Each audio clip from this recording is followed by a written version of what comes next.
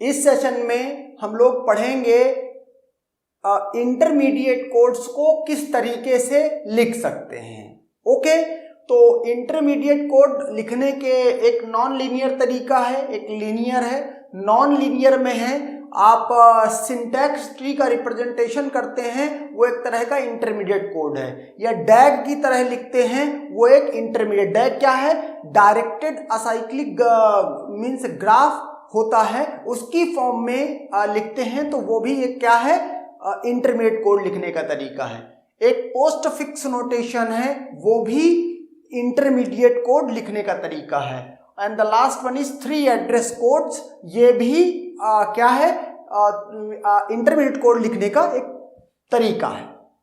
तो सपोज करो हमारे पास ये एक्सप्रेशन है, ओके, और इस एक्सप्रेशन के लिए अगर मैं सिंटैक्स ट्री कंस्ट्रक्ट करूं तो ये कैसे मीन्स कंस्ट्रक्ट हो रहा है। ओके, देखते हैं इसको। ये सिंटैक्स ट्री इसके लिए बनाएंगे तो ये बनेगा, ओके, यहां ये एस्ट्रिक मतलब मल्टीप्लाई ऑपरेटर, और a प्लस बी प्लस सी है, तो एक तो ये रहेगा, यहां c रहेगा, और यहां प्लस ये a और ये b। ओके, तो इसको क्या बोलते हैं? इसको बोलते हैं अब्स्ट्रैक्ट सिंटैक्स ट्री। ओके, एक दूसरा और होता है कॉन्क्रीट सिंटैक्स ट्री। तो कॉन्क्रीट जब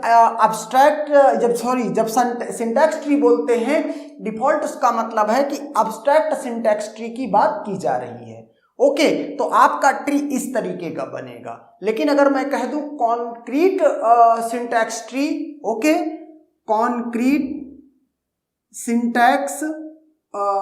सिंटैक्स ट्री, ये क्या होता है? ये होता है एक्चुअल में जो आपने पार्स ट्री देख रखा है, वो पार्स ट्री क्या होता है? कॉन्क्रीट सिंटैक्स ट्री होता है। ओके, तो अब एक तो ये हो गया रिप्रेजेंटेशन इंटरमीडिएट कोड का, मींस इस तरह से कोई एक्सप्रेशन लिखा हुआ है, इसका सिंटैक्स ट्री का रिप्रेजेंटेशन इंटरमीडिएट कोड है। अब सपोज करो कि मैं क्या करता हूं, इसका ये रिप्रेजेंटेशन आपको दिखाता हूं डैग का, डायरेक्टेड असाइक्लिक ग्राफ का। तो डायरेक्टेड असाइक्लिक ग्राफ में क्या होता है, जैसे आपने यहां पर देखा था अभी कि ये मैंने बनाया था इसके लिए सिंटैक्स ट्री। ओके, इस एक्सप्रेशन के लिए सिंटैक्स ट्री ये मैंने बनाया था। ओके, तो डैग में क्या होता है कि अगर कॉमन सब एक्सप्रेशन है कहीं पर, ओके, तो वो मींस डुप्लीकेट या कॉमन सब एक्सप्रेशन को ये एलिमिनेट कर देता है डैग।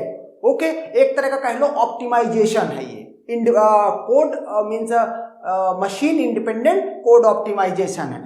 जैसे ये देखो, ये a प्लस बी है और ये भी क्या है? a प्लस बी है। तो अगर डैग की बात की जाए तो ये 2 बार कंप्यूट नहीं होगा। क्या होगा? जैसे यहां पर देखो a प्लस बी और यहां पर भी a प्लस बी, तो इसको पूरा हटा देगा ये, ओके, और इसको क्या कर देगा? ऐसे कनेक्ट कर देगा। तो इसका मतलब क्या है? जब ये इससे कनेक्ट है, इसका मतलब a प्लस बी इसको यहां से पिक करना है। तो ये इस तरह से क्या है? डैग का रिप्रेजेंटेशन है, और ये भी एक तरह की इंटरमीडिएट फॉर्म है। ओके, नेक्स्ट अगर बात करें पोस्टफिक्स नोटेशन की, तो आपने डेटा स्ट्रक्चर में जो पोस्टफिक्स नोटेशन पढ़ रखा है, ये वही पोस्टफिक्स नोटेशन है। मींस इसके लिए अगर मुझे लिखना हो पोस्टफिक्स नोटेशन, तो क्या लिखूंगा? ए बी प्लस इसके लिए लिखूंगा, और इसके लिए क्या लिखूंगा? इसके लिए लिखूंगा ए बी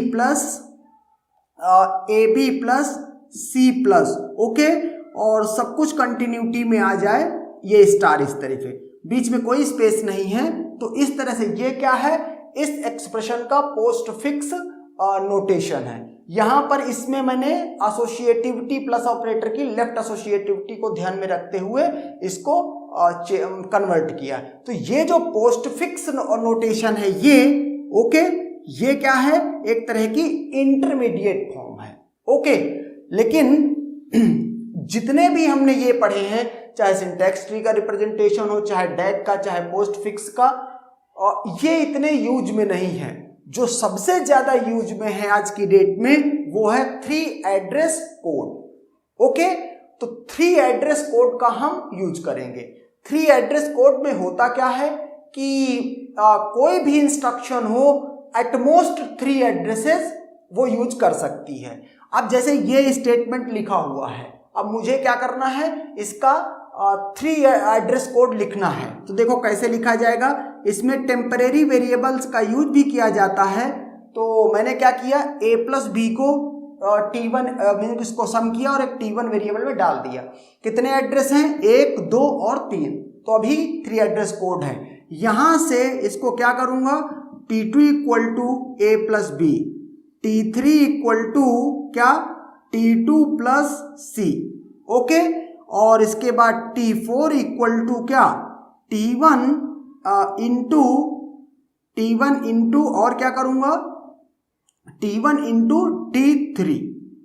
ओके, तो इस तरीके से ये क्या है, सॉरी, ये ओवरऑल जो लिख गया है ये पूरा, ये किसी में भी 3 एड्रेस से ज्यादा नहीं है। तो इस इंस्ट्रक्शन के रिस्पेक्टिव ये 3 एड्रेस कोड है।